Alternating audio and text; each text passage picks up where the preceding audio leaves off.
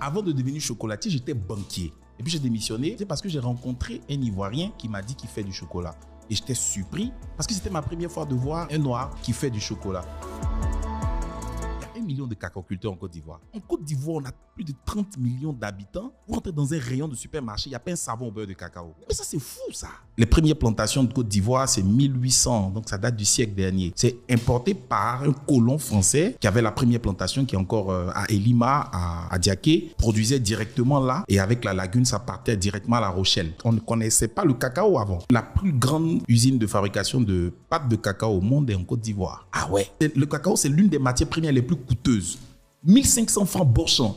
Mais c'est horrible. Tous les pays du monde qui consomment, qui sont consommateurs de chocolat, c'est des pays riches. C'est l'Allemagne qui est le plus gros consommateur avec 12 kilos par habitant. Ça fait plus de 120 tablettes par personne. Le chocolat, c'est un aliment de riche. Exactement. Il rentre à la cour d'Espagne par Hernán Cortés. Il rentre à la cour d'Espagne. C'est dédié déjà pour le roi. Pour le roi. La banane, le cacao, la banane ne vient pas l'arachide et tout ça, ça vient pas d'Afrique. C'est les colons qui ont envoyé la banane. Même le manioc. Même le manioc, voilà. Qui donne la tchéké après. Qui donne la tchéké. Et puis bon, voilà, tu as le garba qui est le plat national, peut-être qu'on va en revenir, qui est fait d'oignons, de tomates qui viennent de la Hollande. Est-ce que c'est un plat national? Question, bon, je sais pas. L'industrie du chocolat est une industrie qui génère plus de 100 milliards de dollars par an.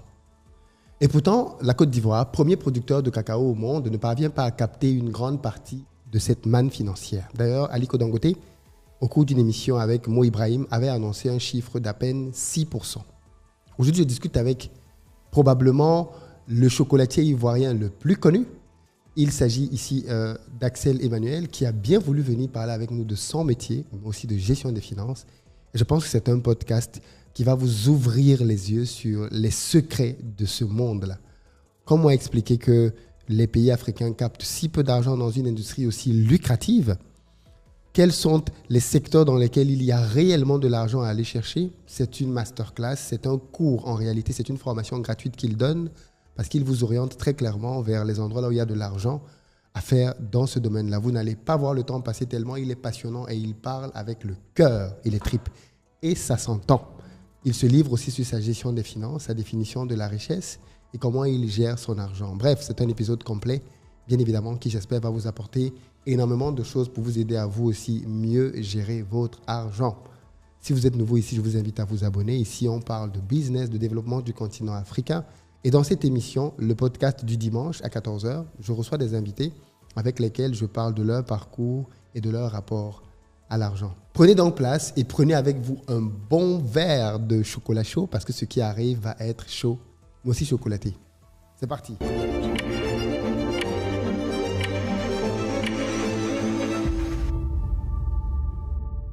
Bonjour Axel. Bonjour Philippe. Merci beaucoup d'avoir accepté de venir sur notre podcast. C'est juste une question de temps pour parler de ton parcours et de finances.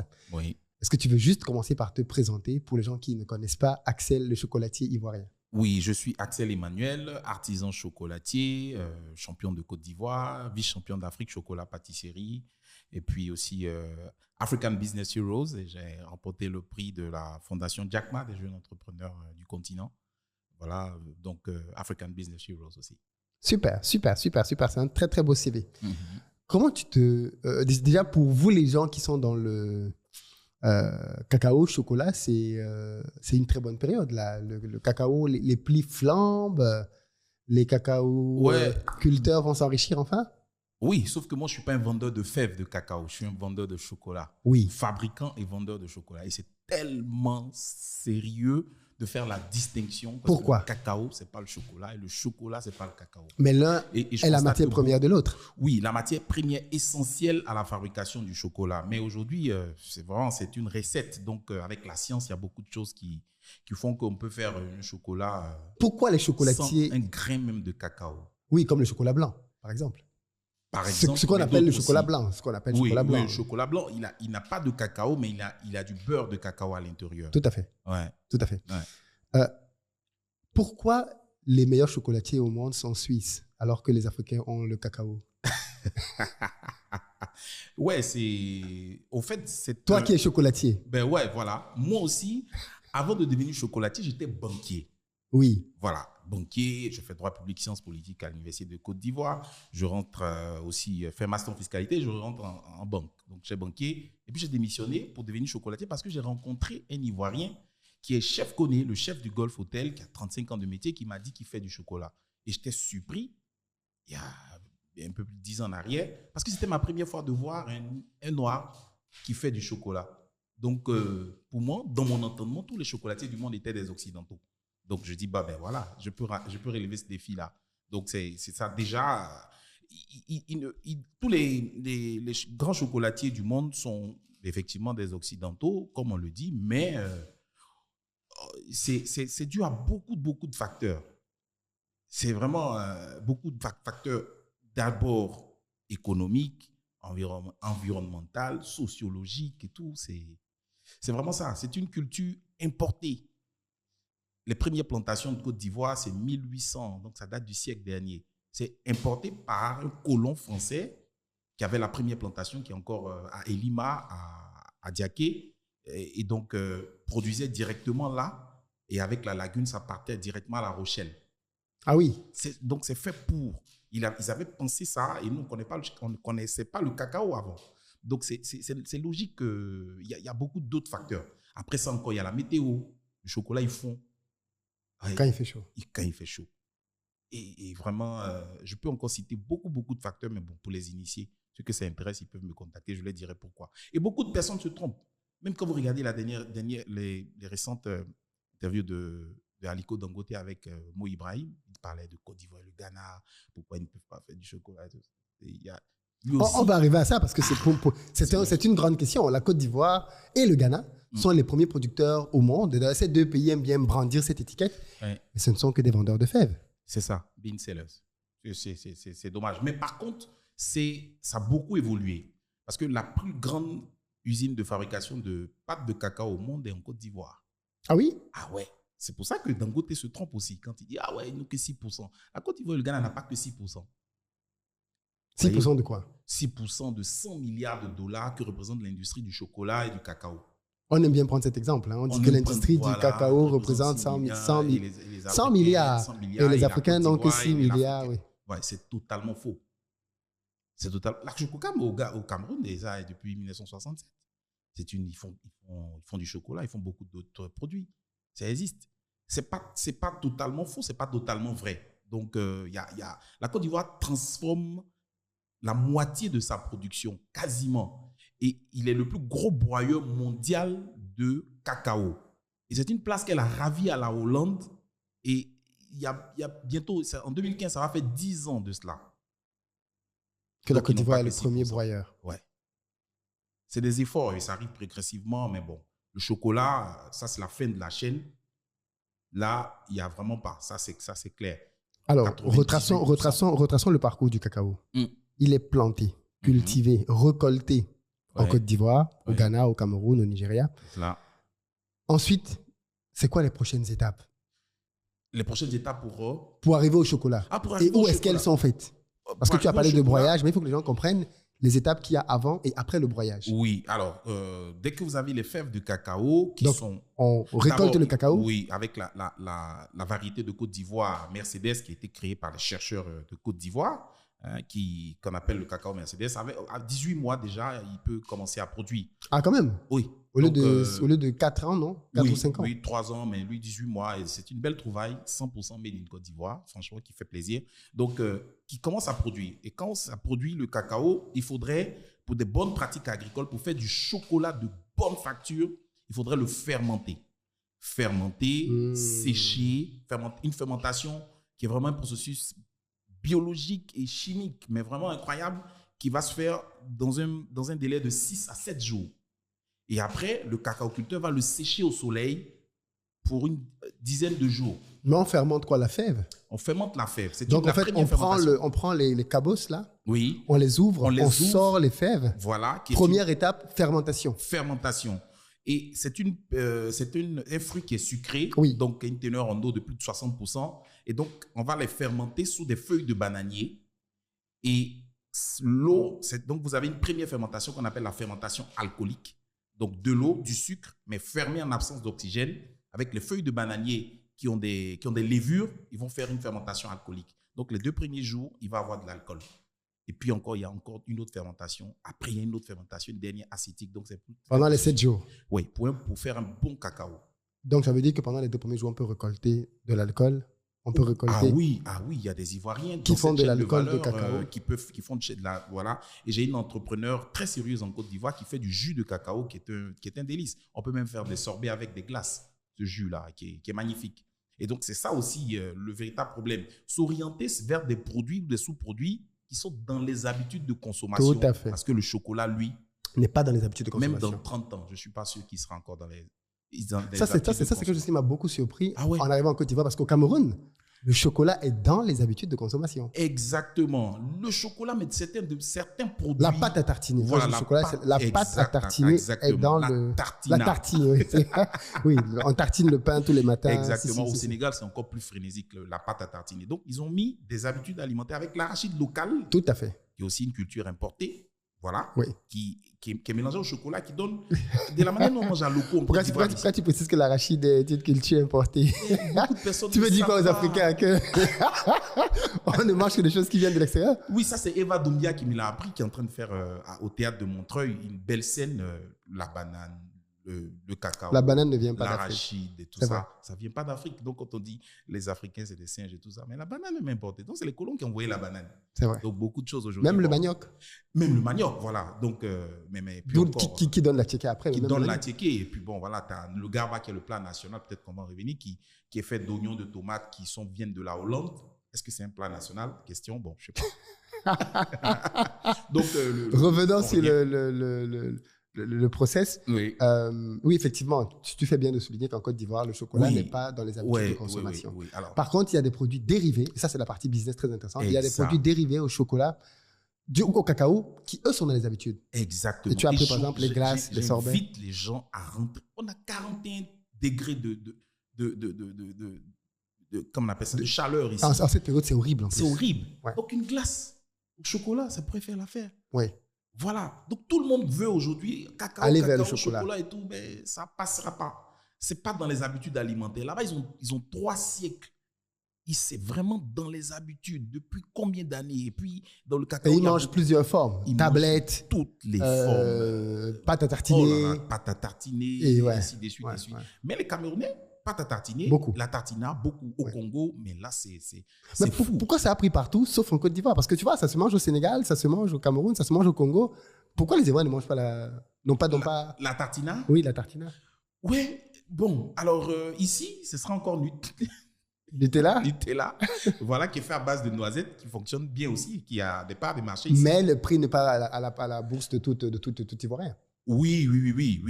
C'est ça le problème. Vraiment, au fait, c'est ça que je disais. Il y a beaucoup d'éléments qui font que le cacao peut pas être à la... Mais aujourd'hui... En gros, tu veux dire que, et on va arriver à ça, c'est peut-être ça aussi qui justifie qu'au final, la Côte d'Ivoire vende beaucoup de fèves. Oui, bien sûr. Bien sûr.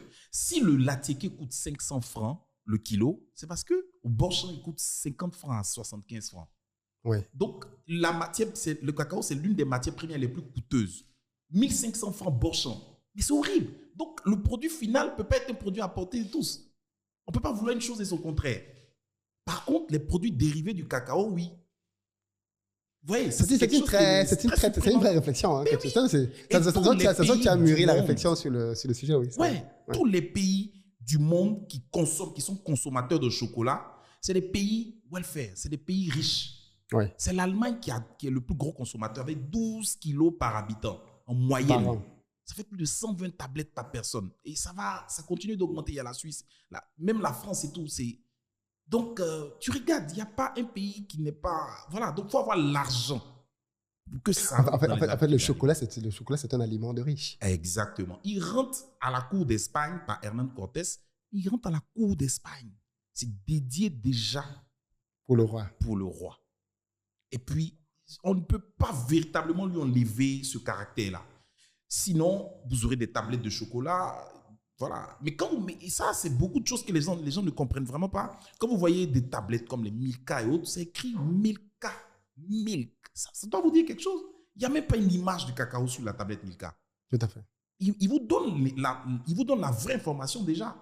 l'Union européenne admet à appeler chocolat un produit qui a 30%. Aux États-Unis, même, c'est 10% de cacao. On l'appelle déjà chocolat.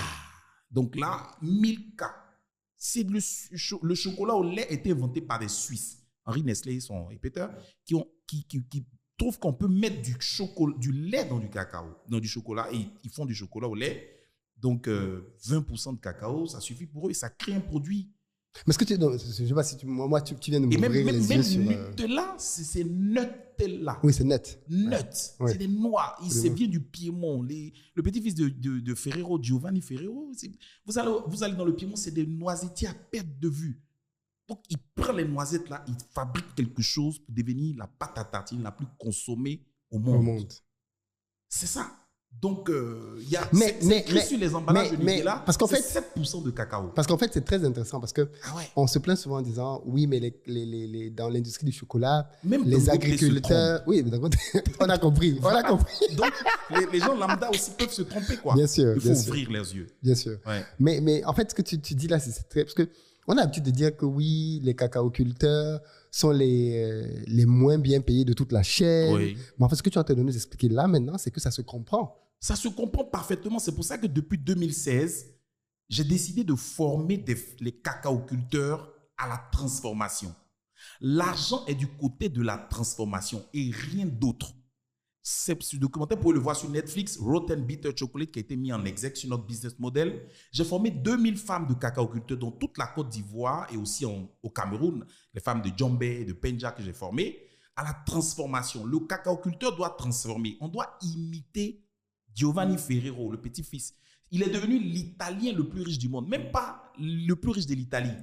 Il est dans le magazine Forbes.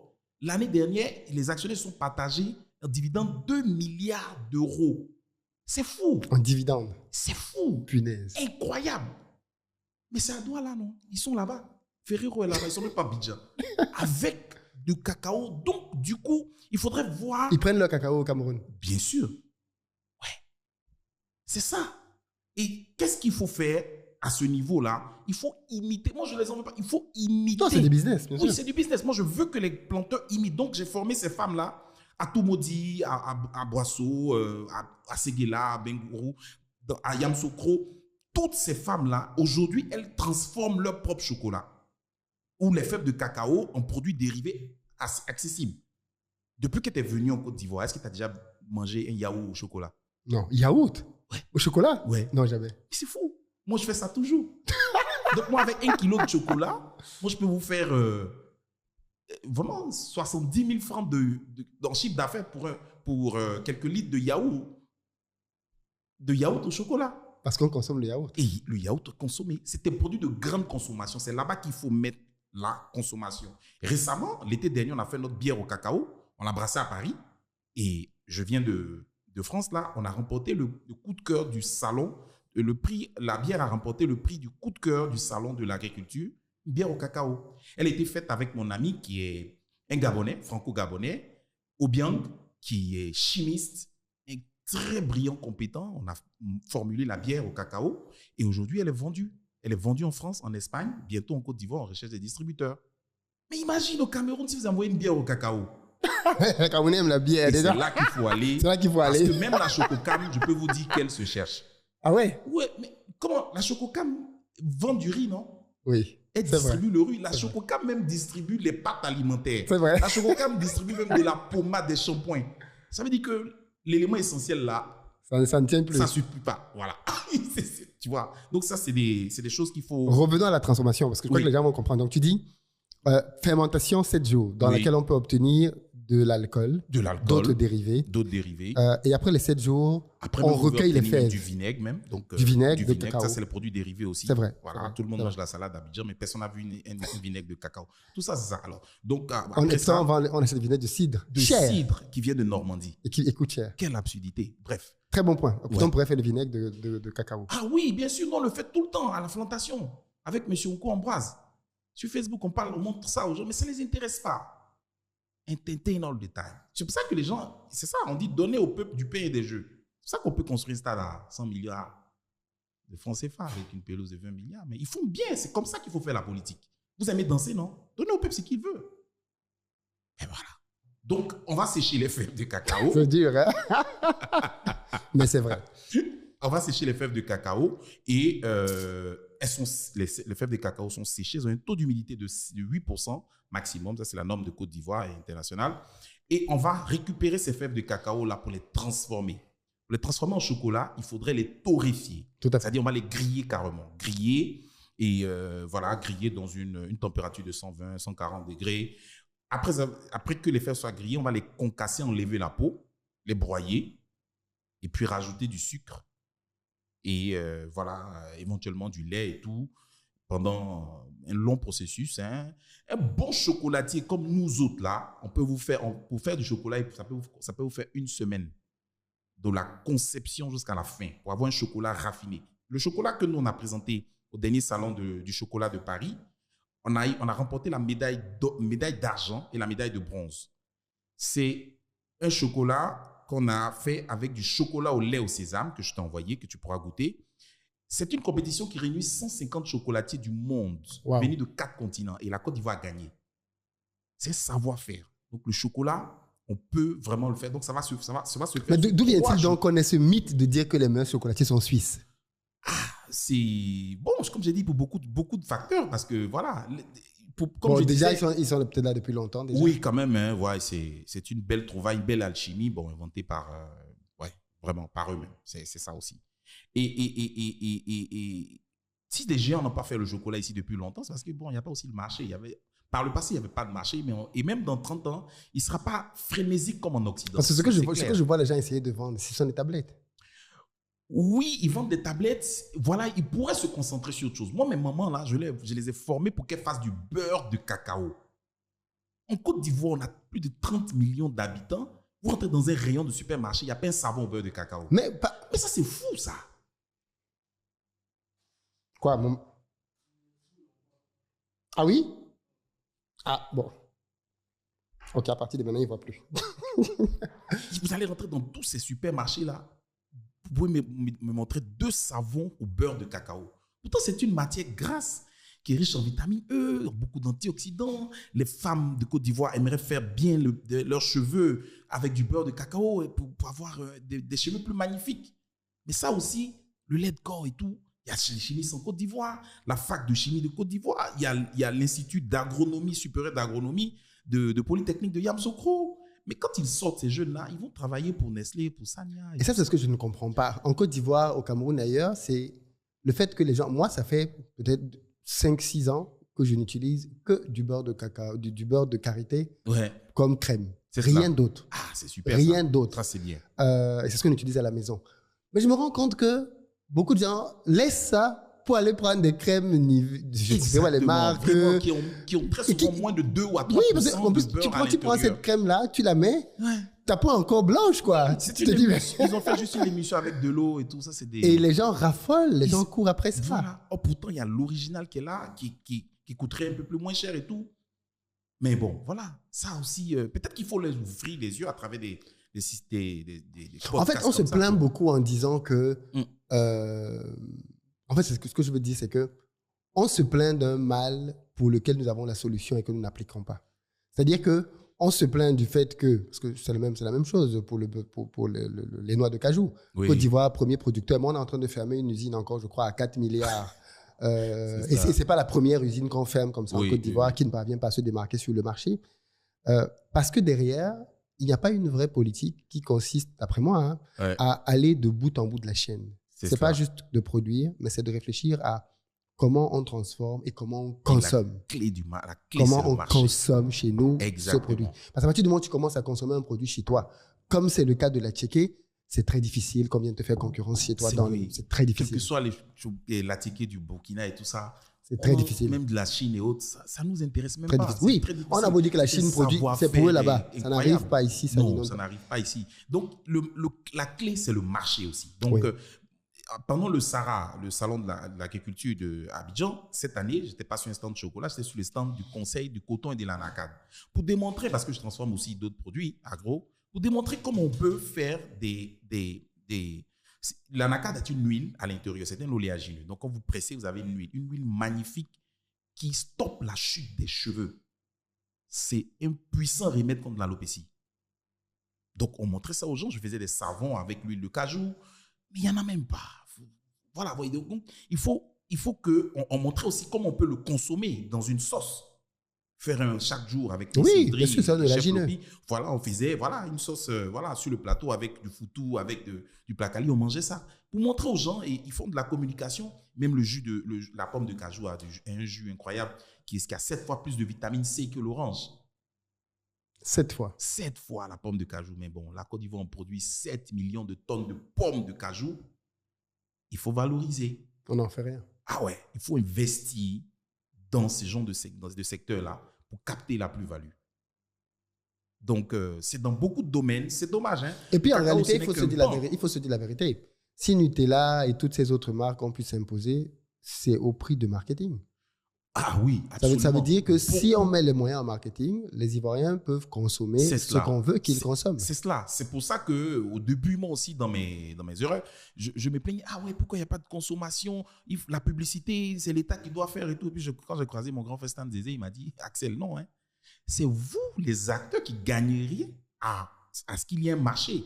Donc, c'est vous qui devez faire la promotion de la consommation.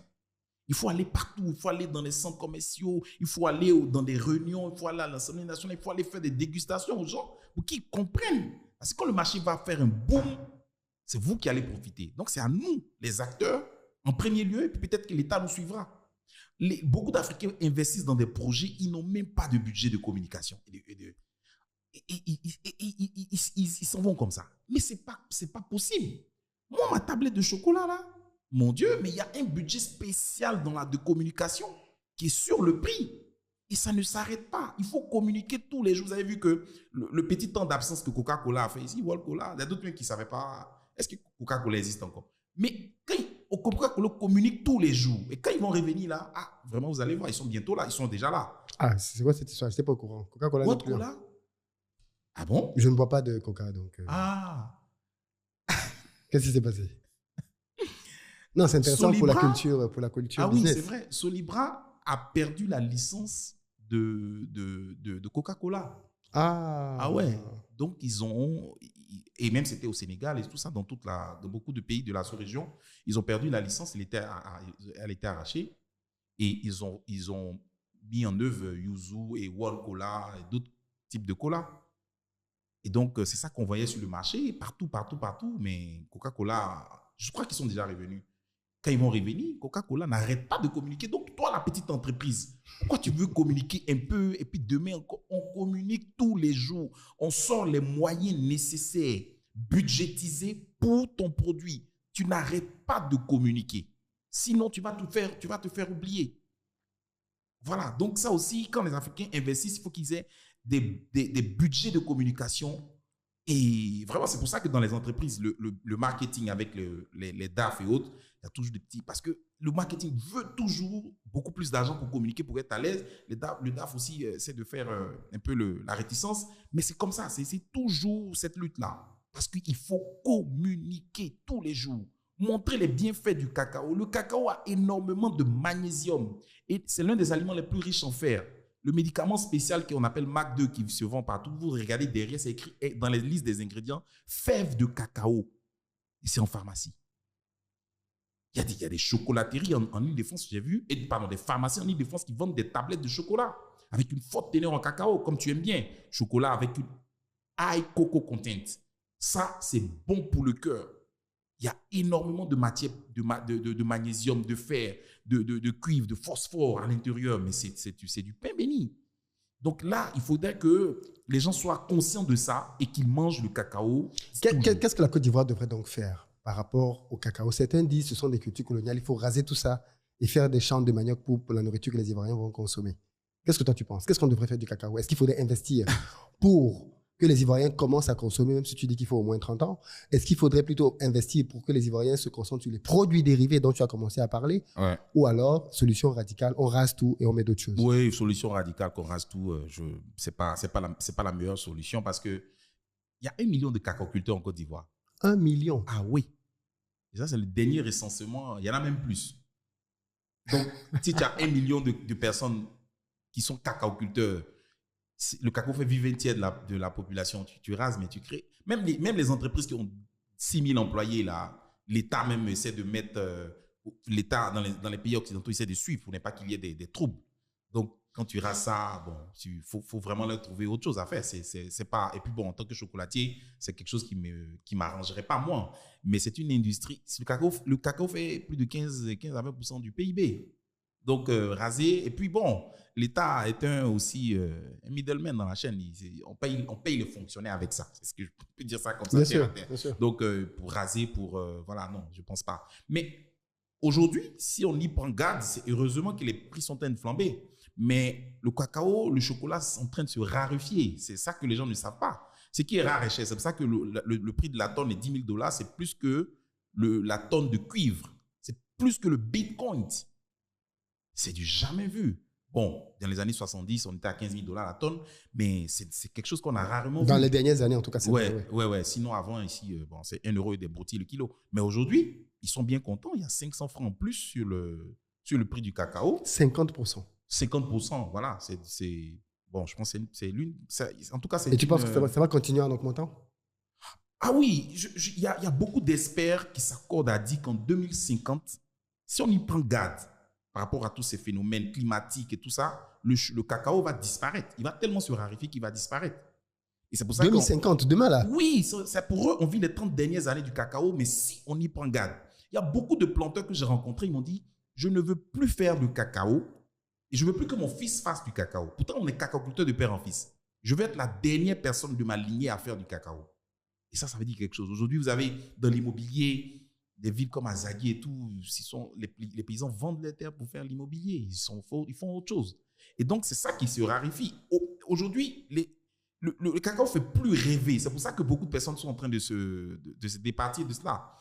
Il y a quelques années, 10 ans en arrière, quand il y avait un problème avec, à l'époque du président Laurent Gbagbo, ils avaient augmenté les frais à l'université, frais d'entrée à l'université, autour de 50 000 francs CFA. Ça crée un tollé. Et les paysans sont allés dire à Laurent Gbagbo, nous, on va compléter pour nos enfants. C'était 1 000 milliards. Mais c'est quelque chose qui ne peut même pas se faire aujourd'hui. Oh, pourtant, je parle il y a 15 ans. Les cacaoculteurs n'ont pas d'argent maintenant. Ça, c'était avant ça. Donc, si on y prend garde, le cacao va disparaître. Il y a beaucoup en ce moment, il y a une start-up qu'on appelle California Culture. Si vous tapez sur Google, ils font du chocolat en laboratoire. Sans cacao. Dans la Silicon Valley, ils ont levé $4 millions avec une graine de cacao. Ça suffit pour eux. Ils font des tablettes de chocolat et puis ils les vendent. Et ils ont le SPIC qui va avec. On casse tous les middlemen, tous les méchants. On sauve le réchauffement climatique et tout. Et puis voilà, le cacao, il y a le travail des enfants en Afrique et tout. Et puis vendre les chocolats. Et ça m'a fait vraiment. L'Université de Zurich aussi a fait aussi. Moi-même, je vais aller goûter cette tablette-là prochainement. Parce que les géants, ils ont toute la masse, ils sont dans le magazine Forbes. La plupart des tartines la plus vendue au monde et vient du cacao. Le biscuit le plus vendu au monde est Oreo.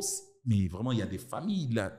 Voilà quoi. Donc, ils font beaucoup d'argent dans le chocolat, mais ce n'est pas distribué. Donc, moi, je demande aux planteurs et je les forme à fabriquer, à transformer le cacao sur des produits dérivés. Donc, j'encourage beaucoup à transformer sur les produits dérivés. Si vous faites le chocolat directement, vous allez vous planter. Et ça demande. C'est quoi le top 5 ou 3 des meilleurs produits dérivés d'après toi sur lesquels il faut se focaliser? Pour la Côte d'Ivoire? Oui. Alors, en premier lieu, moi j'allais dire les glaces au chocolat. La météo faisant? La météo faisant, ça se prête bien. À côté de ça, vous aurez le beurre de cacao et les produits dérivés de la cosmétique. Donc, ça fait deux parce que toutes les femmes veulent se rendre belles et puis elles pourront le faire. En top 3, je dirais les fèves de cacao qu'on peut manger comme ça, comestibles. Et sur le magazine Brut, vous avez vu que j'ai fait un plat de tchèp au cacao qui a eu un grand tollé. Pourquoi c'est le plat du Sénégal et tout? Parce que le cacao, on peut le manger, on peut consommer. Et en ce moment, on est en discussion avec des grands hôtels de la place parce qu'on va faire maintenant ce plat-là dans les restaurants. Donc, on peut le consommer. Les fèves de cacao peuvent se manger comme ça. Il y avait des pharmacies ici en Côte d'Ivoire, pharmacie Dr Dano sur l'ENA, là, qui vendaient nos fèves de cacao directement parce que c'est bourré de magnésium. C'est l'anti-stress, anti-anxiété, voilà, le magnésium, c'est le régulateur de la bonne humeur. Donc, vous mangez des fèves comme ça, c'est bon. Donc, voilà, allez, en top 3, j'allais dire aussi, en top 4, j'allais dire le jus de cacao, inexploité. Vous imaginez, il y a une Suisse qui a levé 10 millions de dollars au Ghana, rien que pour faire le jus de cacao. 10 millions d'euros pour faire le jus de cacao. Aujourd'hui, c'est une belle limonade. Il y a comme une centaine de milliers de maquis. Tu rentres dedans, il n'y a même pas un jus de cacao. Et c'est pour ça que j'aime bien Avila. C'est une de mes filles que je coach un peu, qui est dans la... Elle fait des jus de cacao, mais c'est tellement désaltérant. C'est délicieux. Donc, ça, c'est un fait. Et puis après, il y a la carbosse de cacao qui est jetée. On ne sait même pas qu'est-ce qu'ils ont. Ils veulent. Pourtant, c'est carbonate de potassium. Il y a de la pectine à l'intérieur. Oh là là, c'est fou. Quand vous rentrez au Bushman Café, parce que j'ai formé là-bas les gens au Bushman Café, vous avez un thé, une infusion cacao qu'on vous sert à l'accueil. Bienvenue. Oui. Alors, Alain Porquet, c'est un génie. Il a transformé ça d'une manière là, il le vend. C'est-à-dire la pelure de la peau de cacao, il arrive à le vendre autour de 25 000 francs le kilo. La pelure, la peau de cacao. Pas le cacao, la pelure. Parce qu'il a fait toutes les analyses. Tout le monde le connaît, c'est riche en fibres. Un tiers du cacao, ce sont des fibres. Donc, les fibres, c'est bon pour le transit intestinal. Est-ce qu'on peut souffrir comme ça dans un pays? L'un des aliments les plus riches en fer. Après une crise de palu, vous avez des déficits, une carence en fer. Les femmes, pour le magnésium, la ménopause, mais c'est attends. Et c'est dans le cacao à profusion. C'est là-bas qu'il faut orienter les gens. Si vous allez sur le chocolat pour le fun, ça va fondre même. On a des problèmes d'énergie. C'est pour ça que quand Dangote dit, ils vont faire le chocolat avec le Ghana et tout ça pour faire des... C'est vrai, vous pouvez produire ici. Il disait... Et c'est ce que vous avez dit. Pourquoi ne pas, donc... produire ici et vendre produit en France. pour le monde. Un peu comme les noix de cajou en Inde. Tu sais que les pays asiatiques sont les plus gros vendeurs de noix de cajou. Oui. Noix de cajou qui viennent acheter en Côte d'Ivoire, majoritairement au Bénin, dans les pays aux alentours. D'ailleurs, le Bénin a décidé qu'à partir, je crois, de 2024 ou 2025, ces noix de cajou ne sortent plus. Le président tanzanien, il a commencé ça depuis. Aucune noix de cajou ne sort de son pays, ce n'est pas décortiqué. Oui. Ça, c'est 1 million d'emplois en même temps. Bon, bref. Pourquoi on ne suit pas? Non, pour le cacao, c'est totalement différent. C'est ça. Je vais donner deux petits exemples en tant qu'initié. Et puis bon, pour ceux qui sont intéressés, ils vont me contacter parce que moi, je vis des consultants, on en parlera tout à l'heure. Oui, on va parler d'argent, tout à fait. Alors, il dit fabriquer du tablette de chocolat pour les envoyer en Europe et tout, et le Ghana et la Côte d'Ivoire pourront le faire et tout. La plus grande usine de fabrication de chocolat au monde, elle est américaine. C'est Mars. Mars le chocolatier. Au lait. Donc, quand Dangote dit va faire le chocolat ici, tout. Donc, il disait qu'en Chine, il disait que la Chine produit pour tout le monde. Et donc, même les chaussures en Italie, les chaussures italiennes sont fabriquées en Chine et tout. Et c'est parce que la Chine est le premier pays producteur, l'un des premiers pays producteurs de cuir. Donc, on peut faire des chaussures là-bas à bas prix. Les Américains fabriquent tout en Chine, les iPhones, les médicaments et tout. Mais les chocolats, non. Donc, si tu as vu faire chocolat devant eux, sois prêt. Ça, c'est un fait.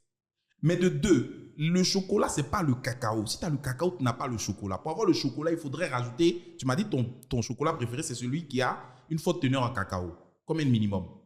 À partir de 75. Les 25%, c'est du sucre. Avec du beurre de cacao. Ouais. L'Afrique produit du sucre? Non. Dangote, qui a la plus grande raffinerie, sa fille même a fait une déclaration pour dire qu'il ne couvre même pas 10% des besoins en sucre du Nigeria. C'est la plus grande raffinerie d'Afrique ou du Nigeria. Donc, tu prends le sucre où? C'est-à-dire que si vous prenez les 2 millions de tonnes de cacao de Côte d'Ivoire et que vous prenez 1/5 de cette production-là, même un quart, que vous transformez en chocolat, vous allez avoir 30% de sucre à rajouter pour 500 000 tonnes. La Côte d'Ivoire produit 230 000 tonnes, c'est-à-dire SUCAF et puis la société de Bion. Et Bion, c'est le plus grand employeur de la sous-région. Ce n'est pas de Côte d'Ivoire. Oui, plus de 30 000. Donc, le 000, sucre, ouais. vous allez inventer où? Tu n'as pas de sucre, tu n'as pas la météo, tu n'as pas l'énergie, tu n'as même pas le lait. Il n'y a pas d'industrie laitière en Afrique de l'Ouest. Donc, là, tu ramènes le problème au cœur même, en fait. Exactement. Les fondamentaux. Et logiquement, au-delà de toute la propagande qu'on fait dans les médias. Voilà. Dangote et Mo Ibrahim devraient savoir ça. Non, c'est vrai, c'est des réalités. Ça t'a touché, hein? Ouais, ça m'a touché. Parce que ça vulgarise mal. Oui. Ça laisse s'apparenter à la démagogie. Oui. Mais attends, le sucre. Ouais.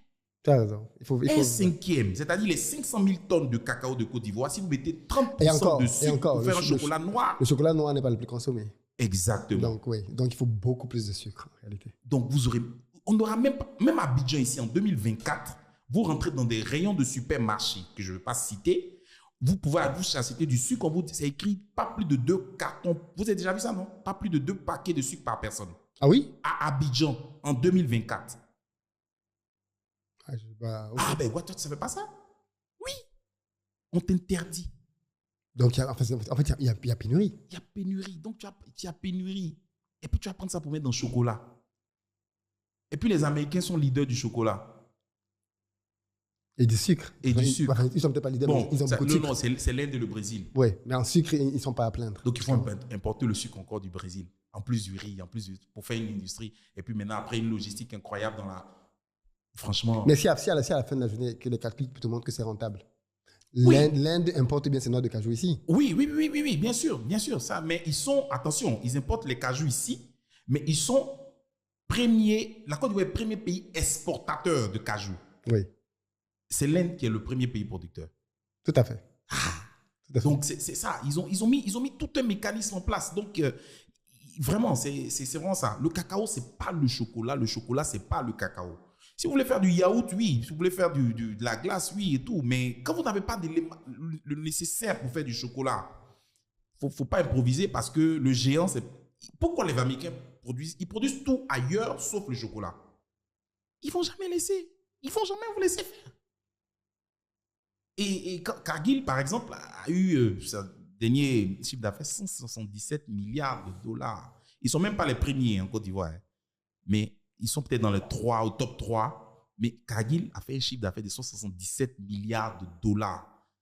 Donc, si tu menaces les intérêts d'une entreprise comme ça, là, qui que tu sois, ils vont te dégager, mon ami.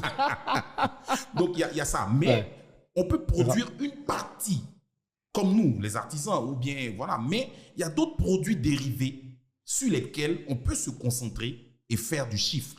Est-ce que ce que tu dis là est intéressant parce que ça amène une autre question. Oui.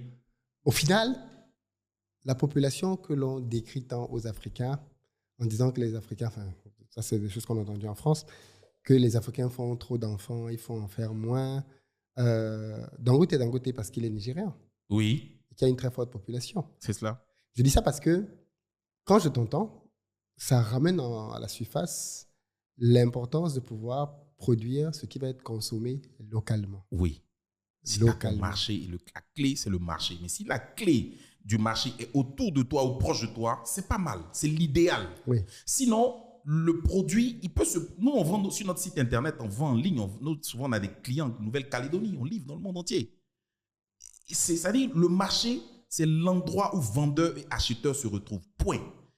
Les wax hollandais, Visco, l'usine existe depuis 1800 en Hollande. Mais le marché du pagne en Afrique, donc 90% de sa production vient sur le continent. Parce que le marché du pagne est ici. Donc, eux, ils viennent ici. Donc, on peut le faire. Mais si on n'a même pas d'industrie textile, mais quand vous arrivez au Nigeria, la plus grande usine de pagne d'Afrique, elle est là-bas, à Daviva. Donc, on peut produire un produit ici et le vendre partout dans le monde. Comme je dis, comme Bisco. Alors, la preuve, c'est les premières dames d'Afrique avec les femmes ministres et les cadres jeunes qui portent le pagne Bisco. Mais ce que tu dis là, par exemple, dans le cas du chocolat, aujourd'hui, la Côte d'Ivoire, au mieux, elle pourrait donc... mais attendez, tu te rappelles du président Nana Akufo-Addo quand il allait rencontrer il allait dire ça même en Suisse. Tu te rappelles, il avait dit ça. Ça avait choqué un peu à l'époque où il disait que, je ne sais pas à partir de quelle année là, le Ghana n'allait plus vendre des fèves. C'était les fèves. Et qu'il fallait que l'on transforme sur place Et cet interlocuteur était un peu choqué. Il allait dire ça en Suisse En auparavant. tout cas, je vois la première ministre suisse, quelque chose comme ça à l'époque. Ouais, bon, quand on Mais commente Nana un peu Akufo-Addo, les il sait quand même de quoi il parle. lui. les propos des politiciens, ça devient la politique. Moi, je peux vous dire quand même que c'est le seul président qui a plus de 120. Il a eu, le premier mandat, il avait plus de 120 ministres. Actuellement, demandé au Ghana, il a plus de 85 ministres. Et dans ces 85 ministres, il y a 5 femmes. 80 ministres? De quoi tu... Ah, tu ne savais pas? Non. Ben, le Ghana, c'est à côté. 85 ministres? Ben oui, il a plus de 80 ministres. Pourquoi tout ça? Je vérifie l'info. Ça m'a l'air d'être ahurissant. 80 ministres? Mais oui! 80 membres du gouvernement. Ça brûle un budget énorme, ça. Ok, quoi Bon. qu'il en soit. Non, Donc, non, au-delà d'entrer dans la politique. C'est de la pure démagogie. ok. C'est ce que je veux dire. Ok. Rien Rien à bien les Camerounais. Tu as déjà fait quoi qu'on a déjà vu? Cette expression-là, ça me parle tellement. Non, Ouais. je ne vais pas commenter ça. Oui, Ça va oui, faire oui, oui, politique. oui. Sinon, ouais. aller jusqu'en Suisse pour dire que tu ne vont plus les faire. Mais la Côte d'Ivoire et le Ghana, par contre, avaient bien fait une menace au monde entier en disant que il fallait que les prix du cacao soient revus pour permettre aux cacaoculteurs de mieux s'en sortir. Sinon, ils mettraient en péril, je pense, de futures campagnes. Ça, c'est un discours qui a été tenu dans la même période à peu près, d'ailleurs. Oui, il y a une belle initiative qu'on appelle l'initiative Cocoa. Oui, Cocoa quelque chose, oui. Ghana et la Côte d'Ivoire. Bon, peut-être même le Cameroun et le Nigeria vont rejoindre. C'était une belle initiative. Qui a pour but de permettre aux cacaoculteurs d'avoir plus d'argent derrière. Pourquoi ça ne marche pas? Je suis chocolatier. Vraiment, les fèves de cacao, je ne vais pas trop D'accord. commenter. Mais je vais dire que une OPEP du cacao, c'est une pure illusion. C'est un produit périssable. On est dans un pays tropical humide. En Côte d'Ivoire, on a 70% de taux d'humidité. Ça veut dire qu'il y a 70% de l'eau dans l'air. Vous voulez faire un produit, conserver un produit périssable ou comment vous allez faire? Franchement. L'argent du côté de la transformation. Et moi, c'est à ça que je crois. Ok. Ouais. Mais le marché local est assez... Bon, tu me diras, il n'est pas déjà suffisamment exploité, Ouais. mais il n'est pas très grand non plus. Hein. En Afrique, oui. En Occident, il est extrêmement frénésique. Et vraiment, Mais est-ce qu'on a les moyens d'aller vendre des glaces en Europe? Non. Est-ce qu'on a les moyens d'aller vendre... Non, le marché des glaces, il est ici. Oui. Ah oui, il est ici. Vous n'avez pas une idée de tous les Libanais qui font des petits glaciers à Bobo et tout ça. Mais c'est vrai. énorme. C'est Eux, vrai. ils ont compris. C'est vrai. Donc, je dis c'est vrai parce que j'ai... Il y a Choco Vanille là-bas, dans tous ces glaciers-là. C'est du cacao. C'est ça. Ça, c'est dans nos habitudes. Je dis yaourt. La prochaine fois, je viendrai avec mon yaourt grotto au chocolat. Tu verras. C'est délicieux. C'est du lait.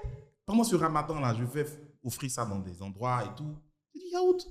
Pour faire le yaourt, c'est quoi? Tout le monde sait faire le yaourt. Une belle recette chocolatée là. Et puis bon, je cherche des investisseurs même. Ceux qui sont intéressés, mais on va le booster. le prix donc du cacao qui a augmenté pour passer à 1500 Oui. francs. Mhm. Pour toi, c'est une bonne nouvelle ou pas? Donc, moi, Ça va ramener les gens au champ. Non, je vous dis, pour un chocolatier, quand le prix du cacao augmente, c'est pas bon pour lui. Voyez un peu. Donc, si moi je dois donner un avis, peut-être il ne sera pas vraiment forcément pertinent. Mais je réfère au ministre qui a dit que c'est un bon prix. Je me réfère à l'association des planteurs de cacao qui disent qu'ils sont heureux. Ils sont en train de faire même une petite cérémonie d'hommage pour remercier le président de la République parce qu'ils n'ont jamais vu ça. Mais, voilà. Moi, je suis chocolatier. Est-ce que maintenant, d'un point de vue purement économique, est-ce que tu penses que l'augmentation de ces prix est liée à une quelconque politique, quand je dis politique logique de nos pays, est-ce que nous, on peut faire quelque chose pour que les prix flambent comme ils sont en train de flamber là maintenant? Ou alors c'est juste un hasard, un concours de circonstances? Non, ce n'est pas un hasard, c'est l'offre et la demande. Mais nous, est-ce qu'on peut agir dessus? En produisant moins? Oui, bien sûr. En produisant moins, mais en transformant une partie aussi. Oui, donc du coup, ça diminue la quantité disponible. Voilà, sinon, ça répond juste au principe de l'offre et de la demande. Ouais. L'appétit du chocolat est de plus en plus grandissant dans le monde entier. C'est l'Inde qui est le pays qui a la consommation la plus croissante, en taux de croissance de chocolat, de cacao, de chocolat. Il y a dans des fêtes nationales comme les Diwali et tout ça, les fêtes, mais on offre du chocolat. Donc, ils ont commencé à consommer le chocolat de façon frénésique. Il y a la Chine aussi qui consomme, le Brésil et tout. Voilà. L'Indonésie est pays producteur de cacao, mais de toute façon, toute la production, ils importent de Côte d'Ivoire et du Ghana aussi. Ça ne suffit même pas. Le Brésil, près de 90% de sa production nationale est transformée en cacao et en d'autres produits dérivés. Voilà. Marché local. Marché local, exactement. Marché local. Donc, si le marché est là, bon, il faut bien profiter. Mais quand le marché n'est pas là, il faut faire des choses qui vont avec. Ouais, 500, 5000 francs au Cameroun. Bon, ça, c'est pour les planteurs. Moi, je suis chocolatier. Donc, en tant que chocolatier, quel est l'avenir de ton métier alors? Ah oui, c'est un bel avenir parce que moi, c'est vrai que je suis chocolatier, mais je ne suis pas un simple chocolatier. Quand je fais ma bière au cacao, je vis de ça, je vis de mes consultances, je vis de beaucoup de choses. Beaucoup de personnes pensent que je vis uniquement du chocolat. Et c'est ça, ils veulent copier et puis ils voient qu'ils ne peuvent pas copier. Moi, je suis plus qu'un chocolatier. Donc, voilà, l'avenir du métier, oui, ici, ça pourra prendre de l'ampleur pour ceux qui vont comprendre véritablement et ne pas rester dans les émotions pour faire des tablettes de chocolat.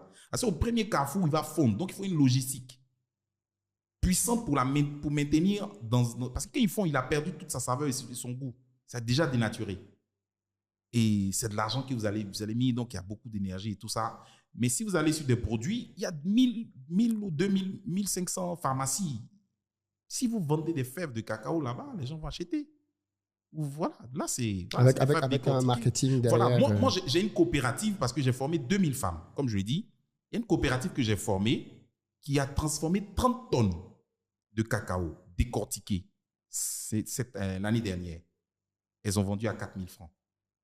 Ça fait 120 millions dans un village. C'est beaucoup d'argent. Elles là, elles sont heureuses. Et même le couturier qui a fait leur tenue de blouse et autres, il a fait pour 200 femmes.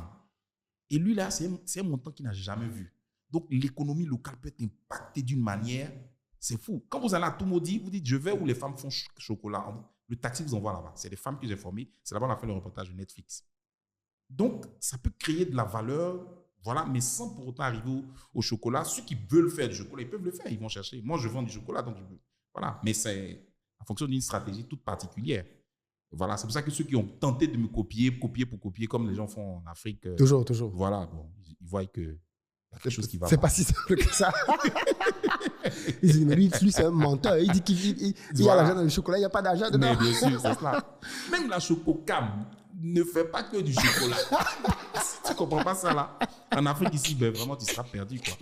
Ils vendent des pâtes, spaghettis. Oh mon Dieu, c'est fou. C'est vrai en plus.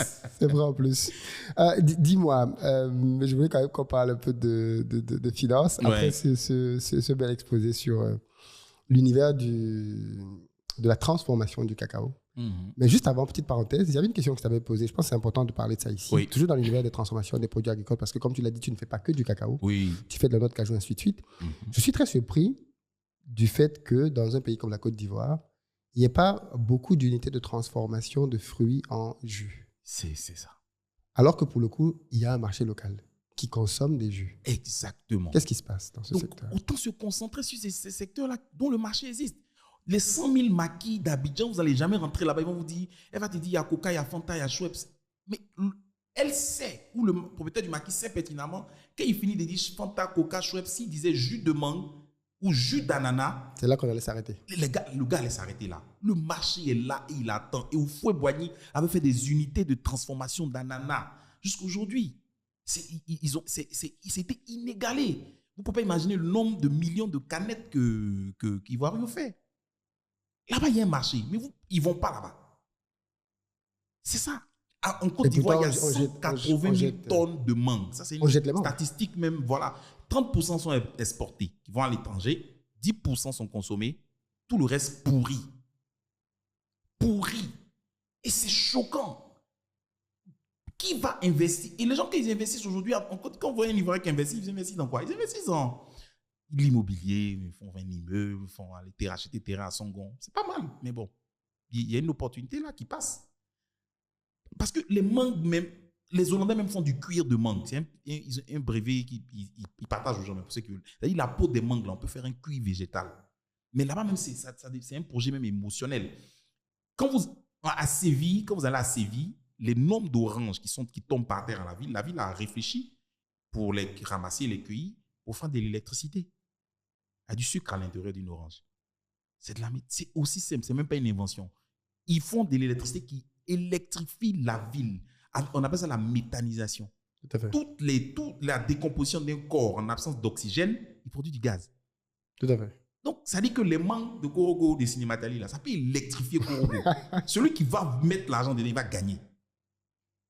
Mais ils ne le font pas. Mais un simple jus, prendre la mangue, l'apprécier, pasteuriser. Je cause avec les gens, ils me disent, hey, mais la mangue, ça va tourner au bout de 2 jours, 3 jours, ça va. On pasteurise. Non, c'est là. Mais l'école supérieure d'agronomie où il y a tous les cerveaux. Moi, tu me donnes un jus de mangue, je te fais ça en un an. Ça ne va même pas se gâter. Tu vas vendre. Je le conserve sur plus d'1 an. C'est de la science.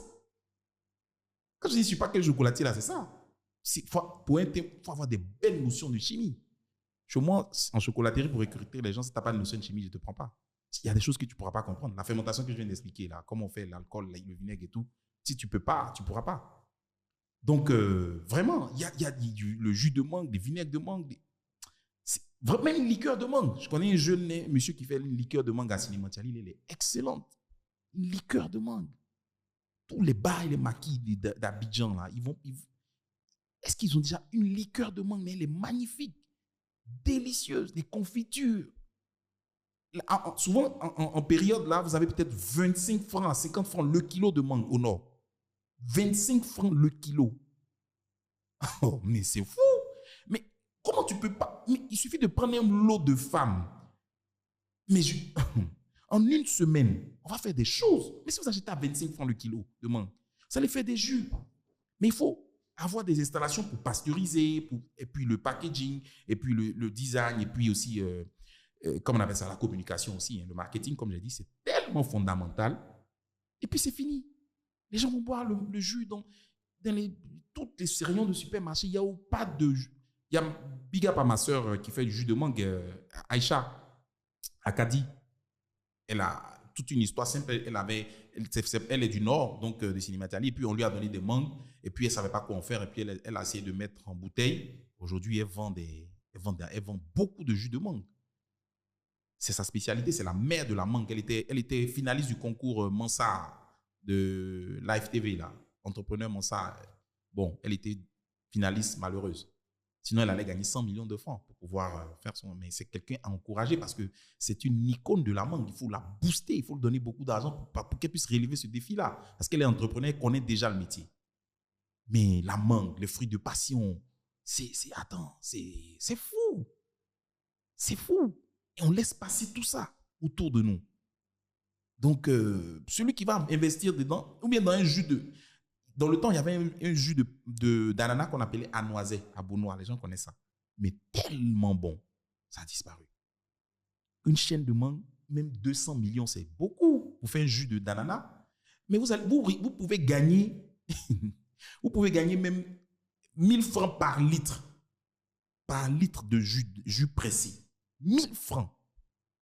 Direct, c'est-à-dire bénéfice. Après, on va enlever toutes vos charges, tout ça. Parce qu'une belle bouteille comme ça de jus d'ananas, bien fraîche, mais vous pouvez la vendre à 2500, 3000 francs. Et le kilo d'ananas, c'est peanut.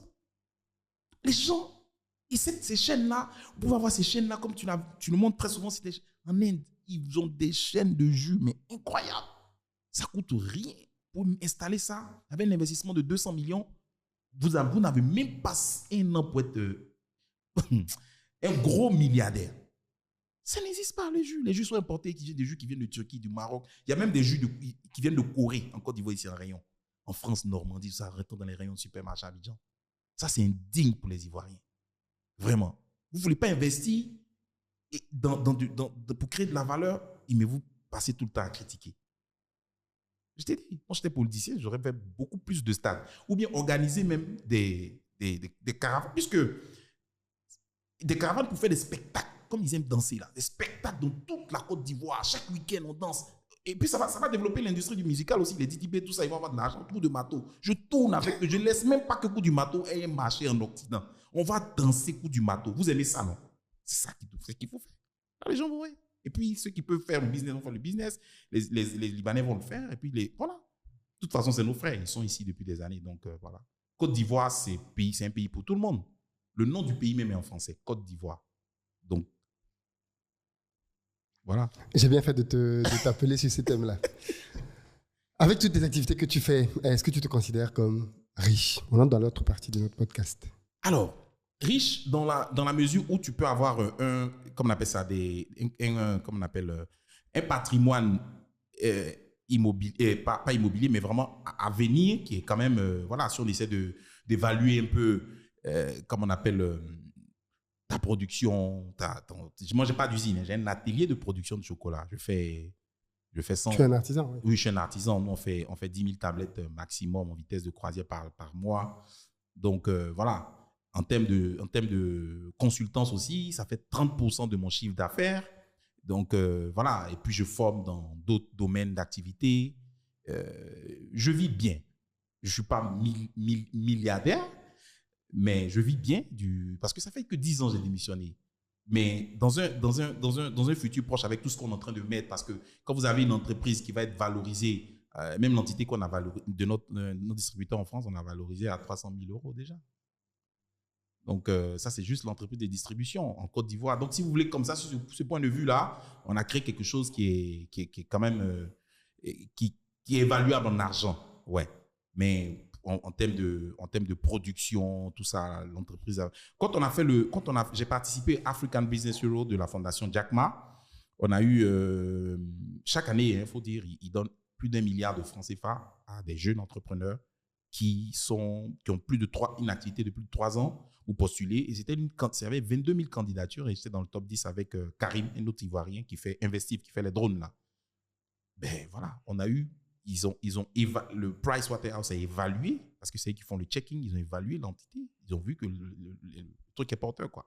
Donc moi, je ne suis pas multimillionnaire, mais je vis aisément et l'avenir encore beaucoup plus prometteur avec les levées de fonds de notre entreprise qui sont en train de se faire et tout. Voilà, quoi. On est en train de lever beaucoup de millions d'euros pour des unités de transformation. Donc oui, sur ce côté-là, oui, mais bon, sinon le chocolatier qui ne voyage pas en business class parce que je fais un chocolat militant à travers ces planteurs que je défends, bon, je ne peux pas flamber aussi. Ouais, je suis un entrepreneur social. Ouais. Alors, est-ce que tu ambitionnes justement, parce que derrière la question parfois c'est celle-là, c'est que beaucoup d'Africains estiment que vouloir devenir riche n'est pas une bonne chose. Ah non, on a un mindset un peu par rapport à l'argent. Oui, c'est vrai, ça c'est vrai. On a un mindset par rapport à l'argent. Par exemple, comme je dis, quand on va parler de Giovanni Ferrero, les autres vont le détester, mais au moins, au contraire, c'est un modèle pour moi. Il faut vraiment faire tout pour pouvoir copier son modèle pour pouvoir gagner plus d'argent. Donc, ouais, moi, non, c'est pas quelque chose qui est mauvais pour moi. Mais faire un business qui inclut la communauté, surtout la communauté, et un partage de richesse équitable à travers un projet social et solidaire, ça, c'est ma vision. C'est pas le capitaliste qui fait énormément de chiffre d'affaires et qui, voilà, on voit pas, on le ressent pas dans sa communauté ou dans l'investissement qu'il va essayer de faire. Moi, c'est vraiment, je vais ensemble avec mes femmes de cacaoculteurs. Et de 2000 formées, là, je vais passer à beaucoup plus. Je suis fier de toutes celles-là au Cameroun. C'est ta plus grande fierté? Ah oui, c'est l'une de mes plus grandes fiertés. Parce qu'aujourd'hui, elles savent c'est quoi le cacao. Elles n'avaient pas goûté auparavant. Elles font des choses extraordinaires. Et il y a des banques qui viennent les voir pour installer comme on appelle à Azagué, qui veulent installer une agence dans le village. Parce que je leur ai montré comment on fait le chocolat. Elles font tellement de bons chiffres que l'agence, ils veulent installer dans le village. Ça, moi, je suis très fier. Les femmes de Djambé, j'avais juste donné une bouteille de gaz avec quelque chose. Mais aujourd'hui, elles carburent. Elles sont très, très autonomes. Et ça me fait plaisir, ça. Ouais. Alors, est-ce que tu considères que tu es un bon épargnant? Un bon épargnant. Ou alors tu es un flambeur? Non, pas du tout. J'épargne beaucoup plus dans mon activité. Ça, c'est une erreur que je faisais, c'est-à-dire vouloir tout mettre voilà, dans le cacao de la transformation. Désormais, là, j'essaie d'investir dans autre chose. Voilà, je ne vais pas faire comme Chococam qui distribue des pâtes. Mais, bon. Mais l'agroalimentaire, c'est quand même c'est très, très vaste. Donc, avant, je investissais tout ce que je gagnais dans mon épargne, que je mettais dans ma structure pour pouvoir encore la développer et tout ça. Et puis après, je me suis rendu compte que même, bon, on ne travaille pas vraiment avec totalement tout son argent. C'est une grosse erreur, ça. Parce que moi, j'étais ancien banquier. Je voyais des choses. Donc, moi, aujourd'hui, j'essaie de diversifier à travers toujours l'agroalimentaire, mais par exemple, les formations. Il y a énormément d'argent à se faire dans les formations. Mais bon, voilà. Donc, dans d'autres domaines, j'essaie de diversifier. D'accord. Si tu devais dire, ce serait quoi ta plus grosse erreur financière? Le truc dont tu te dis, ça, j'aurais jamais dû le faire. Ouais, alors, il y a eu certains moments où j'ai fait un bon chiffre d'affaires, et puis on avait triplé même notre chiffre d'affaires, et puis j'ai pris tout pour acheter des machines.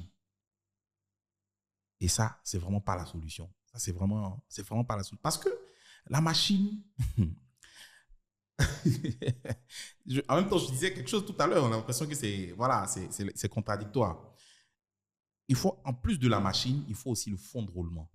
Ah oui, ça c'est oui. C'est ça. Et là, j'avais fait cette grosse erreur-là. Tu as tout mis dans la machine et tu n'as pas, oui, bien sûr. Voilà. Là, tu es mort. Et aujourd'hui, je me suis rendu compte en un rien de temps que les machines que j'achetais étaient dépassées par la quantité de production de la demande. Donc, elles sont devenues des gadgets dans ma main. J'étais obligé de les vendre. Oui, ça, donc ça, j'ai bien compris.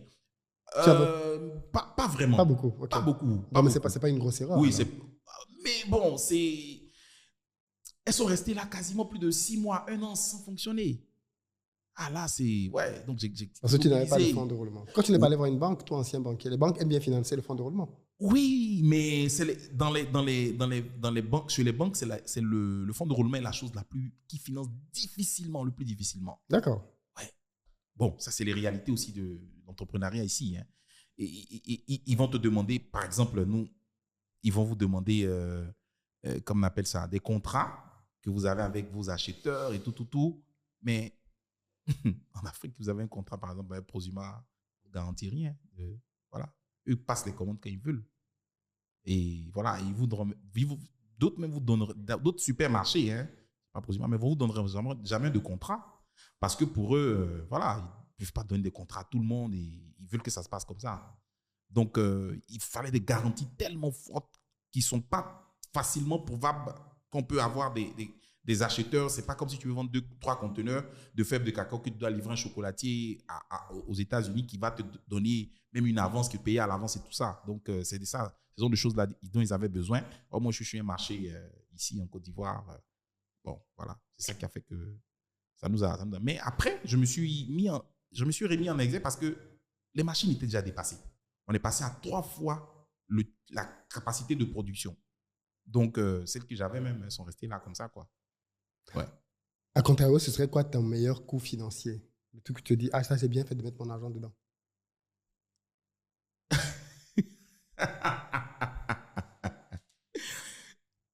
Ah là là là là là là là là. Alors, on a fait un salon du chocolat et à l'étranger. Comme je dis, hein, en Europe, c'est frénésique la consommation. Et on a investi un montant où j'hésitais pas parce que je savais que l'Occident, la consommation là-bas de chocolat, c'est tellement frénésique. Et on a investi, c'était risqué pour certains, mais moi je savais que ça devrait marcher. On a investi pour le plus grand salon du chocolat pour avoir un stand. Et on a vendu des tonnes de chocolat en moins d'1 semaine. C'était un investissement bien rentable. Ah, ça, j'ai beaucoup souri. Ouais, c'était bien ça. J'ai beaucoup souri. Ouais, ça m'a permis de me reposer pendant un long moment. Ouais. Et très souvent, quand je fais des belles consultances aussi, à l'étranger ou en Côte d'Ivoire ou ailleurs, des consultants de ceux qui sont dans le cacao, dans la transformation, ça peut me faire ne pas travailler pendant 4 jusqu'à 6 mois. Je ne travaille pas tellement que la consultance a été rentable. Ouais.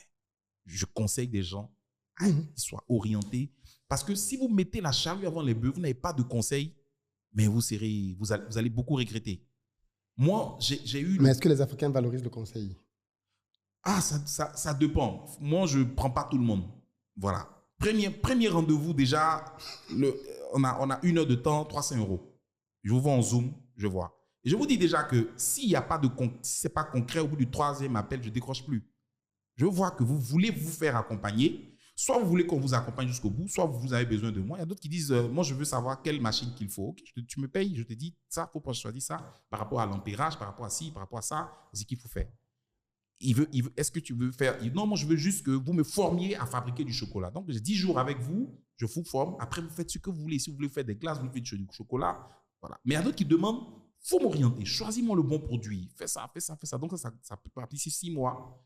Et puis, je le suis et ça a des bons résultats. Et ceux qui veulent le one-shot aussi, c'est faisable, quoi. Ouais. Tu adaptes en fonction de... Voilà, en fonction, ouais. Mais il néglige le conseil. Mais après, il se casse la figure, mais incroyablement. Oui, bien sûr. Ah ouais, bien sûr. Énormément. Énormément. Les gens sont... Parce que c'est ce que je disais, les gens négligent beaucoup le conseil en Afrique. Ouais. Ils estiment que comme c'est pas physique, ils valorisent la machine, ce qu'on peut toucher. Ce qu'on peut toucher, tout ça. Voilà. Il y a des gens, vous achetez des machines à un prix, mais la connexion et le branchement des machines, vous êtes quasiment au tiers du prix. Mais donc, ils ne savent pas, ils pensent qu'ils achètent une machine chez Alibaba. Non, mais tu vas te planter. Il y a des machines même que vous achetez, ça ne marche pas en Afrique. Et donc, tu as perdu comme ça parce que tu n'as pas voulu écouter quelqu'un qui a déjà traversé la rivière. Après, voilà. Il y a des chocolatiers, même je l'ai dit, ils ont fini de faire le conseil, tout ça. Choisis le moule. Ah, il a vu par exemple chez Alibaba, ce moule-là, il veut faire des tablettes de 100 grammes. Le moule fait 70 grammes. Il a payé des tonnes, il ne peut pas remplacer. S'il m'avait montré, je lui dis que ça, ce n'est pas un moule de 100 grammes. Parce que quand je vois, je sais. J'ai pratiqué. C'est drôle parce que j'entends, moi, comme je vends beaucoup de formations aussi et d'accompagnement. Ouais. J'entends tous les gens dire oui, mais non. Je suis content que c'est toi qui le dises aujourd'hui. Parce que les gens disent oui, mais non. Mais de toute façon, qu'est-ce qu'ils vous disent même qui n'est pas sur Internet?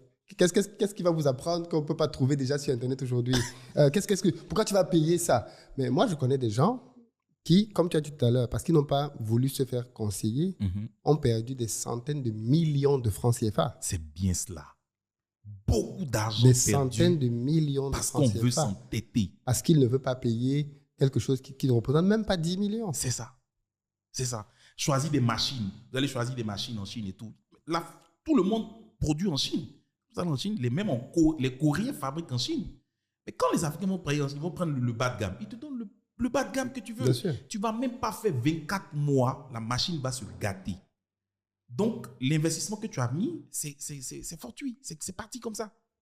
Et tu as perdu 20 millions, 35 millions parce que tu n'as pas voulu te faire accompagner pour 1 million de francs ou 5 millions de francs que tu aurais dû pour avoir quelqu'un qui va t'orienter. Et c'est dommage. Donc, ils se cassent la figure très souvent. Et c'est bien fait pour eux. Le conseil est fondamental. En tout cas, moi, je ne badine pas avec ça. Quand je ne sais pas faire quelque chose, je me fais accompagner de quelqu'un qui sait de quoi il parle, qui est garant et qui est sachant. Et puis, ça te fait gagner énormément de temps, de stress, d'années et d'erreurs que tu évites. Mais bon, c'est bien que ce soit toi qui le dises parce que en réalité, c'est valable dans tous les domaines. Dans tous les domaines. Dans tous les domaines, tu as besoin de conseils. Et ce conseil-là, tu l'as appris, toi, au prix d'erreurs. Au prix d'années d'expérience. Exactement. Ça t'a coûté cher de savoir ce que tu sais. Ah ben oui. Mais les gens... C'est ça. Par exemple, je vais vous montrer par exemple que quand vous goûtez une tablette de chocolat, vous pouvez savoir qu'elle n'a même pas un taux de cacao comme tel que c'est inscrit. Il y a des tablettes de chocolat, vous n'avez même pas 1 gramme de chocolat à l'intérieur. 1 gramme de cacao. Donc ça, si vous partez avec des gens, ils vont vous blaguer. Donc, dans le pricing, pour marquer le prix de votre produit, il faut que vous fassiez accompagner pour savoir comment il faut réduire les coûts, le sucre, tout ça, pour avoir un produit compétitif. Comme on communique sur le chocolat, on ne communique pas comme ça. Ou sur les produits dérivés du cacao. Ah ouais, c'est très fondamental. Dans la famille, est-ce que toi, tu as une vision traditionnaliste de la gestion des finances? C'est monsieur qui apporte tout ou alors c'est 50-50, chacun travaille, on dépose ici ensemble? C'est pas, je dirais ni l'un ni l'autre. Voilà, pas 50-50, surtout pas 50-50. Pourquoi? Parce que les femmes gagnent moins que les hommes. C'est pour ça que j'aime bien les féministes, parce que quand elles se battent pour des choses, il faut que ça change. La femme ne doit pas gagner moins que l'homme. Tout à fait. À compétence égale en tout cas. Voilà, à compétence égale. Donc si elle gagne moins que toi, tu peux lui demander de faire 50-50. Donc ça, déjà. Par contre, je ne peux pas tout payer. Je m'entoure des gens qui sont pas à ma charge. Donc on travaille ensemble. Voilà. Donc je vais pas faire 50-50, mais la femme contribue. Ouais, sinon, je ne porte Mais pas est-ce que, chez l'achat. dans la culture africaine, c'est pas, est-ce qu'on ne dirait pas que toi, tu es un radin? Ouh, ben si c'est ça, on dit ça toujours des entrepreneurs. Mon ami Moulay, Moulay d'Afrique Créa, vous avez vu que le truc qui s'est passé sur En cas, il a moto, en voilà, cas. sa moto, tout ça. Voilà. Big up à mon frère, il s'est fracturé le genou même avec la moto. Entrepreneur moto, hein, lui, il n'est pas dans ça.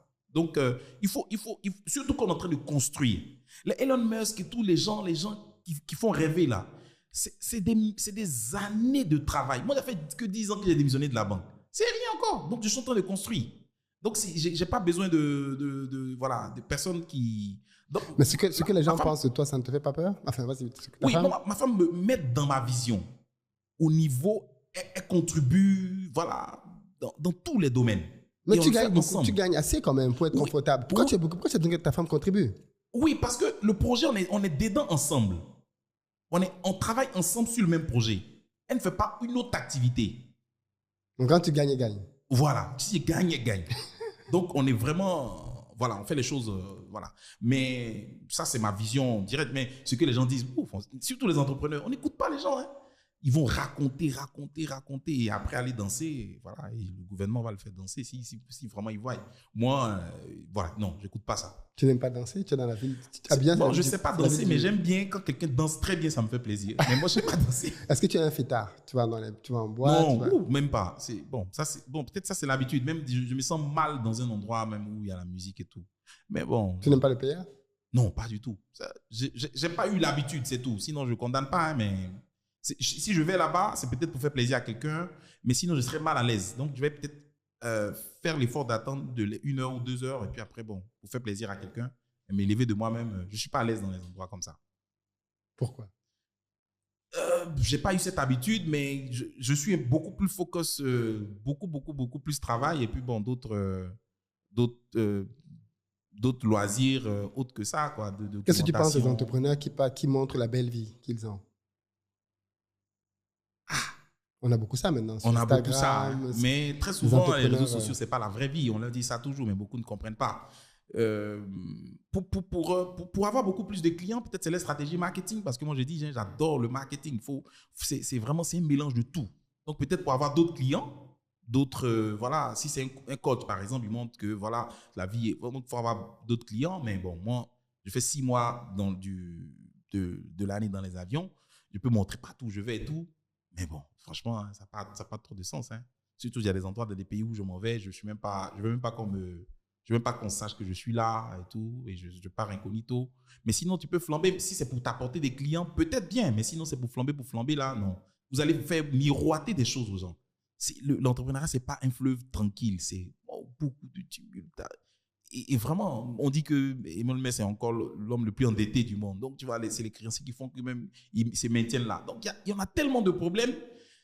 Vraiment, quoi. Mais flamber, si les gens, ça les intéresse, par exemple, de voir cette vie-là pour attirer des clients, oui. Mais sinon, moi, je n'ai pas besoin de ça. Donc, ça me parle moins. Mais je ne condamne pas ceux qui le font si c'est pour chercher des clients. Ouais. Est-ce que tu penses déjà à pérenniser? Qu'est-ce que tu penses laisser à tes enfants? Ah oui, bon, franchement, hein, mon enfant, il aura directement, il va apprendre le chocolat. Et puis, s'il veut, si ça ne l'intéresse pas.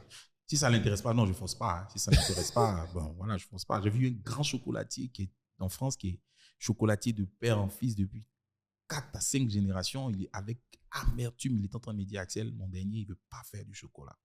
Il veut faire autre chose. École de commerce, son ami, il était triste, il avait les larmes aux yeux. Je dis, waouh, ça doit peiner, hein. Voilà, mais... Ta personne dit qu'il faut faire beaucoup d'enfants. Voilà, il y a un autre qui allait peut-être se mettre là pour pouvoir... voilà, et puis après, voilà. Mais sinon, donc je vais les laisser ça, mais ils seront très fiers d'avoir eu un père qui était le premier à faire entrer les tablettes de chocolat made in Côte d'Ivoire en rayon du supermarché. Ça, je suis bien fier de ça aussi. Et donc ça va peut-être leur ouvrir des portes. Aujourd'hui, en Côte d'Ivoire, je peux vous dire, hein, c'est une Côte d'Ivoire des familles. Beaucoup de personnes ne le voient pas. C'est une dynastie. Il y a l'article de ma soeur Abi de Canal, elle avait écrit cet article-là dans Jeune Afrique, Côte d'Ivoire des familles. C'est ça. Fils, petit-fils, arrière-petit-fils de ministre, et lui-même, il est premier ministre. On a vu ça ici, et ça continue. C'est dans beaucoup de domaines. Voilà. c'est clair. Les enfants de ceux que vous voyez là auront des enfants qui vont être ministres et tout, et ça ne gêne pas ici. C'est logique.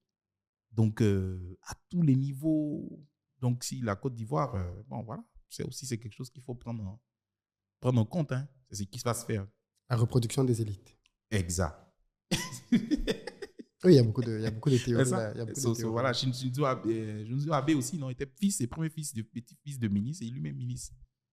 Non, il n'y a pas qu'en Côte d'Ivoire que ça se fait. Oui, il n'y a pas qu'en Côte d'Ivoire. Hein. En France, aux États-Unis. Oui. Les élites font tout pour se reproduire. Pour se reproduire. Entre elles. Bon, politiquement, là, ça, c'est peut-être un peu bien rare, mais en Côte d'Ivoire, là, c'est un peu ça, quoi. Il y a des noms quand tu entends. Oh, mon Dieu, mais bon, c'est ça. C'est comme ça que ça va se faire. Donc, moi, je vais les laisser ce tant-pis-là, toujours dans le chocolat, s'il ne disparaît pas, effectivement, mais aussi qu'ils puissent être des entrepreneurs chevronnés, qui vont avoir, pour exemple, le père, et ils vont faire quelque chose de remarquable dans ce monde. Dans quoi est-ce que tu dépenses ton argent, donc, quand tu veux te faire plaisir? Ah, mais bon, moi, j'aime bien la bouffe. Hein. Ouais, j'aime bien la bouffe. J'adore les montres, mais pourtant, j'en porte pas. Donc, quand j'aurai beaucoup plus d'argent, j'aime bien. Je serais bien ravi de... Tu veux t'acheter quelle montre?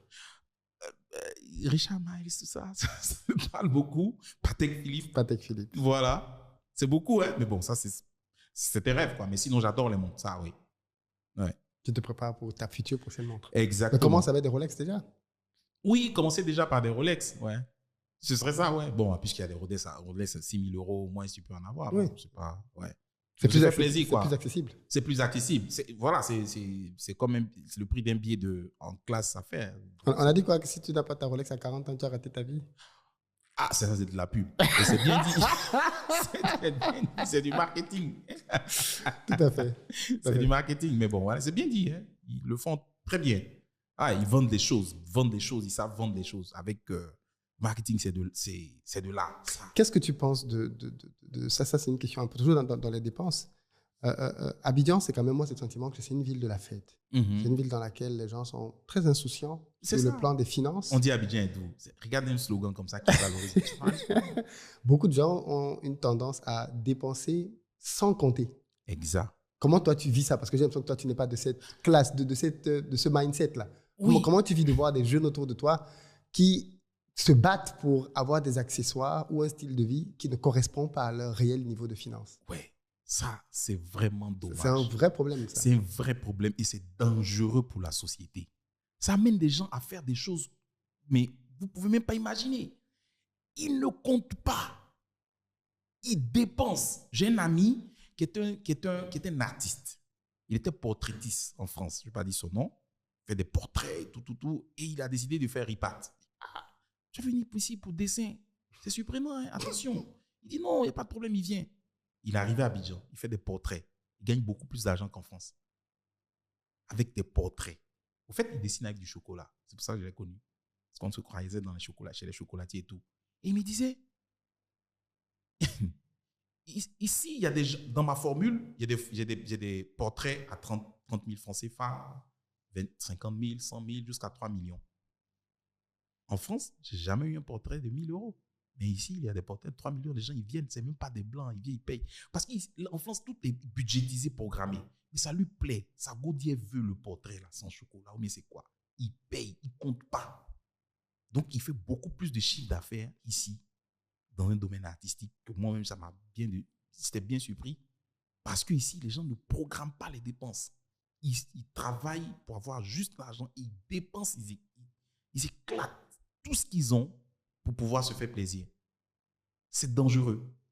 Il faudrait vraiment une éducation financière pour qu'ils puissent mettre l'argent dans des choses qui ont vraiment beaucoup plus de... Tout le monde essaye d'avoir un iPhone, pourtant il touche 200 000. Voilà, l'iPhone n'a même pas il n'a même pas Internet, il n'a même pas de crédit pour appeler. C'est vrai en plus, mais il a un iPhone. Mais il a un iPhone, tu vois. Donc, et après il te dit qu'il n'a pas d'argent, et souvent ils viennent te voir pour te demander de l'argent et tout ça. Non, c'est vraiment... Pourtant, s'il vend le iPhone, il peut faire une belle activité qui va vraiment produire beaucoup et qui soit... Voilà. Mais il ne le fera pas. Mais dès qu'il trouve l'argent, il va encore acheter, peut-être même le prochain. Il s'apprête à acheter le prochain encore. Oui, je sais. Tout à l'heure, j'ai vu, ils vont rigoler, mais j'étais dans le véhicule, j'ai vu un de mes collaborateurs ici. Je sais comment il paye. C'est moi qui le paye, donc je connais son salaire. Il a le dernier iPhone. Waouh! C'est le 15. Tout Le dernier. 15. J'ai vu tout à l'heure. Je me suis dit, mais attends, c'est le dernier iPhone là? Il me dit, oui, c'est le dernier iPhone. Bon, j'ai demandé, mais 900 il millions. paye ça comment? Voilà, voilà, un peu comme les gens de ceux qui font la sapologie aussi. Ouais. Tu vois, bon.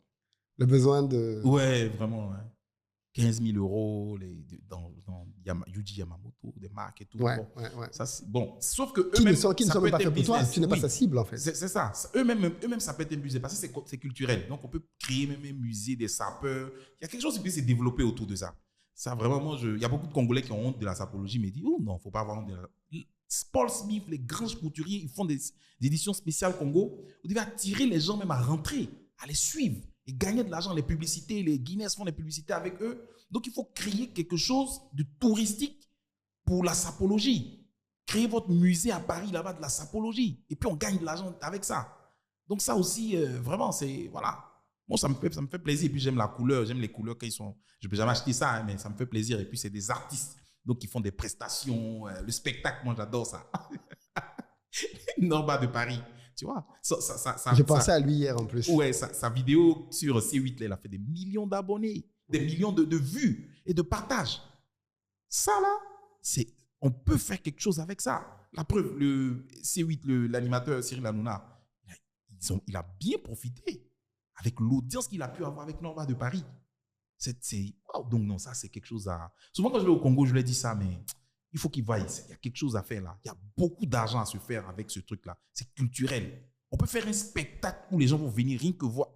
La preuve, Joe Bala le faisait. Il avait des spectacles où il arrive, il ne chante pas, il s'échange tellement. Et puis le stade est plein, à Ouaga, tout ça.